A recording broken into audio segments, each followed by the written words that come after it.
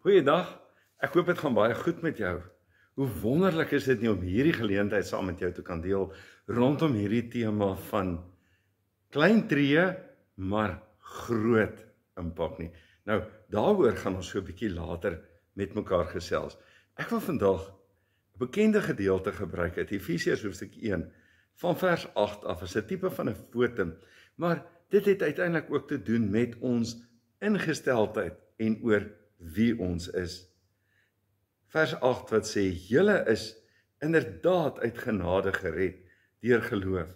Hierdie redding kom nie uit julleself nie. Dis 'n gawe van God.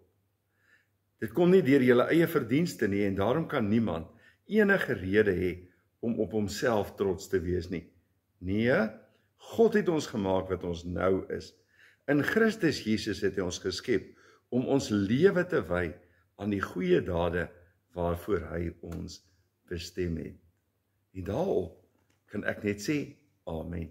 En genade vir jou en vrede van God ons Vader, van Jesus Christus ons Here en ook van die Heilige Gees.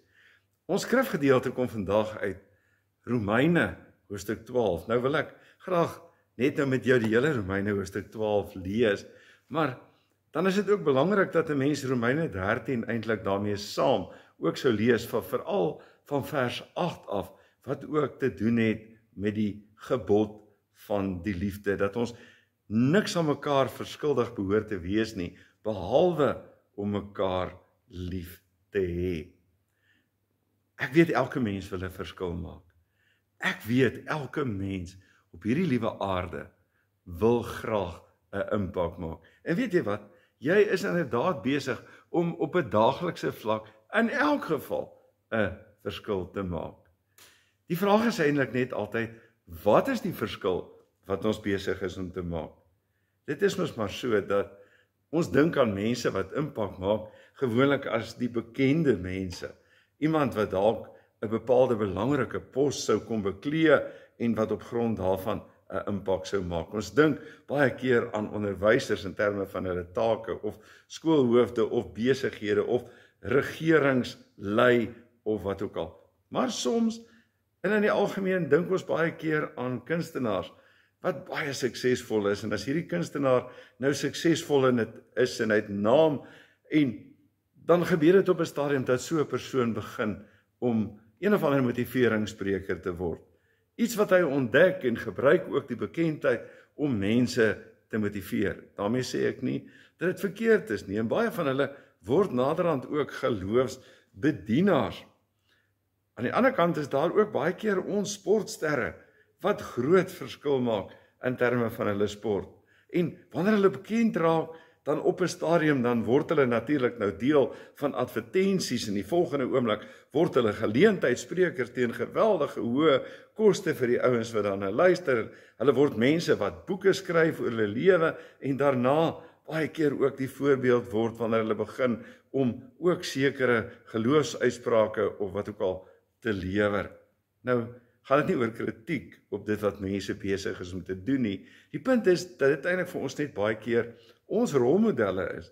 Dat dit is wat ons dink oor hoe en wat ons behoort te wees voordat ons 'n verskil maak, voordat ons werklik 'n impak maak.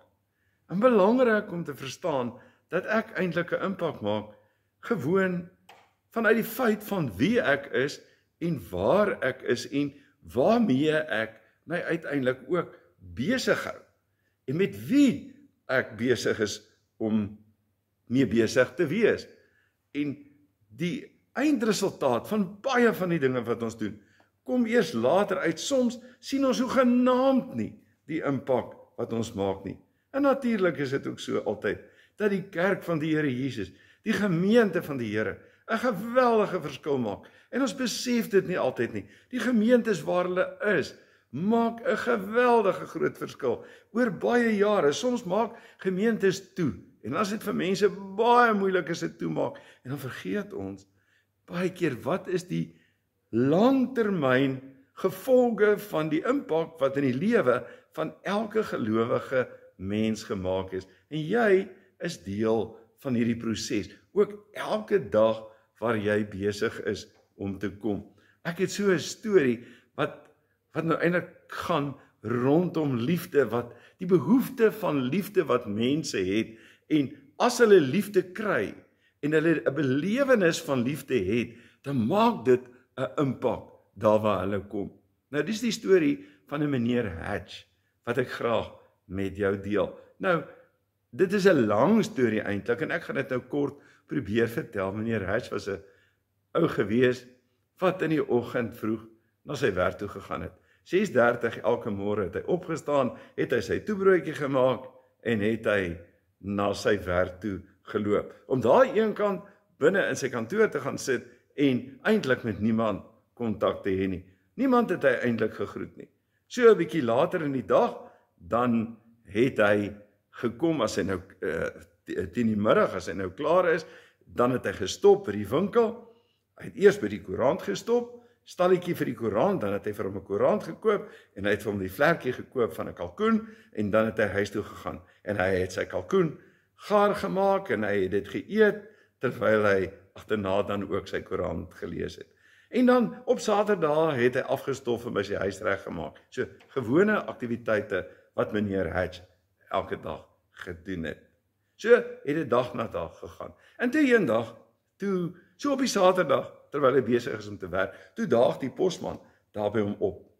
Ook iets wat nie gewoonlik gebeur nie. Die posman gee vir hom 'n pakkie. Dit was nou rondom daardie tyd van Valentynstyd wat hy opgedaag het. En dis toe 'n pakkie so in bruin papier, maar binnekant 'n mooi wit boks, en toe hy die boks oopmaak, toe is dit gevul met lekkers. Jy weet mos nou al hierdie lekkers, gekleurde lekkers, en die jelly tots en al daai lekkers, en dalk sjokoladetjies en toffies en alles.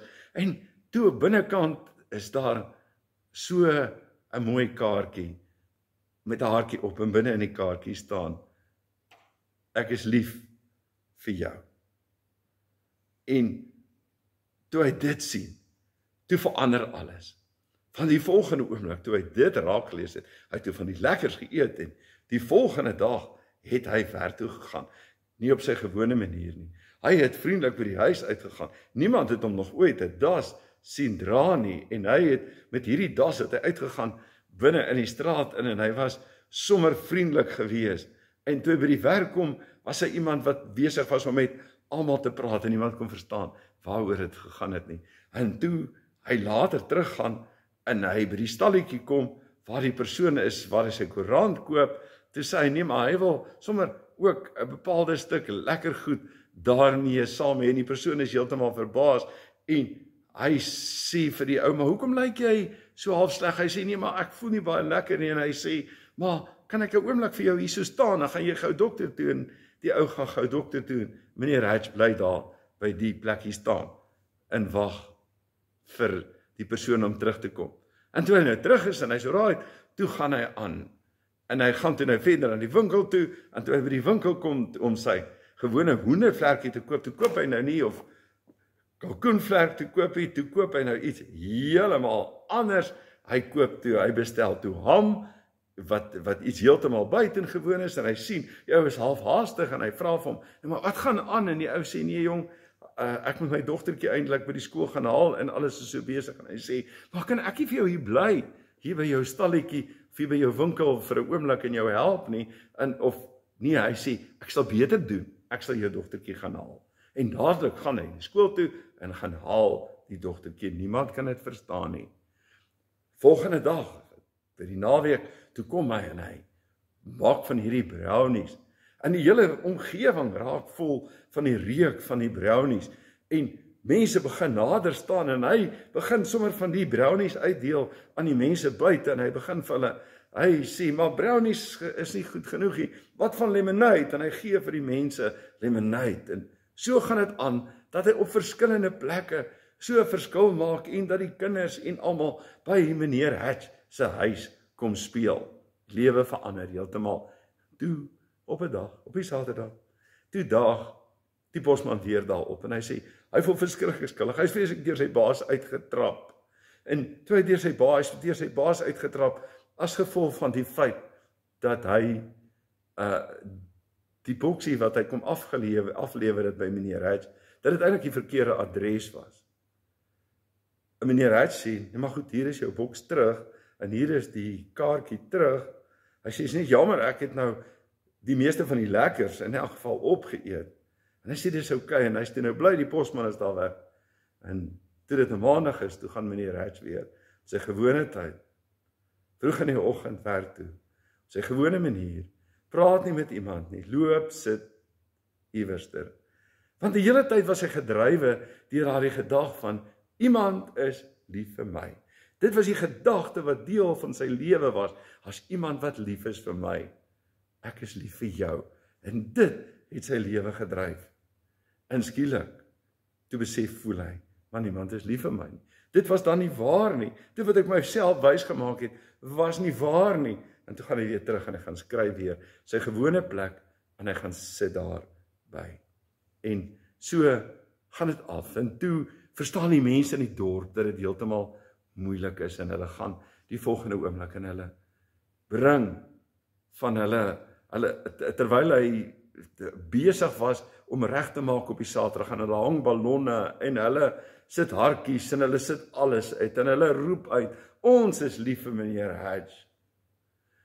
Dit het die voorbeeld van liefde uitgestraal vanuit die belewenis van die liefde wat hy gehad het. En toe kom die hele dorp en hulle verander en die hele dorp sê, ons is lief vir jou. En toe verander meneer Hatch se lewe half op 'n permanente manier. Liefde wat iewers op 'n vreemde manier na hom toe kom. Liefde wat hy dan begin leef. Liefde wat hy versprei. Die reuk wat hy versprei. En toe hy die reuk versprei, toe versprei die reuk in die dorp. En toe hy so weer afwag, toe kom die genade weer aan sy kant toe terug en kom by beleef hy weer die liefde en word dit 'n durende ding. En dit is mos die beginsel waaroor dit gaan.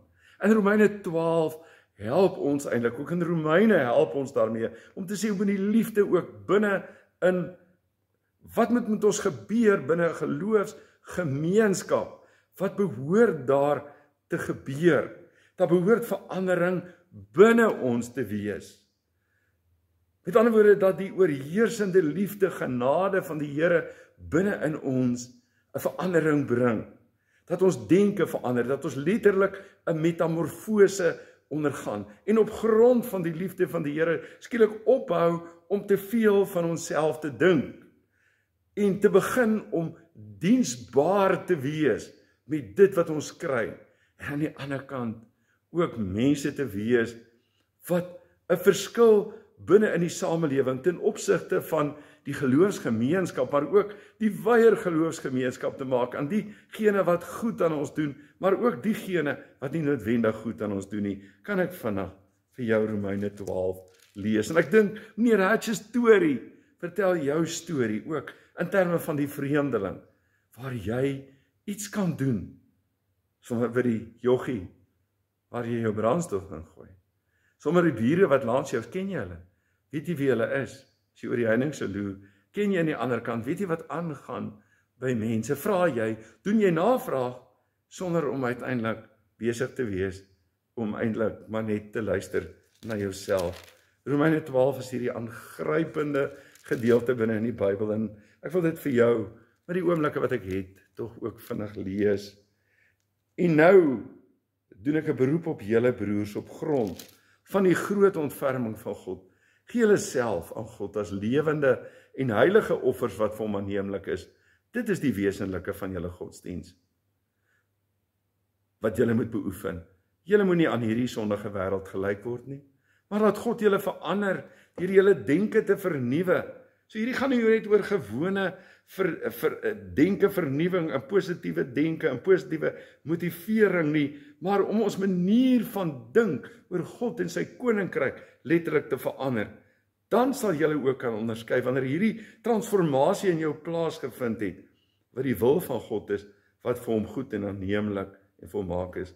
En dan hierdie tweede gedeelte, wat praat daaroor. Op grond van dit wat met jou gebeur het, raak 'n diensbare persoon, raak 'n persoon wat dienend word, eerder as om diens te lewer, of as om gedien te word, die model wat Jesus ook moes kom gee, met 'n voete was seremonie. En dis wat Paulus kom sê vir 'n geloofsgemeenskap in Rome, wat hy nog nooit gesien het nie.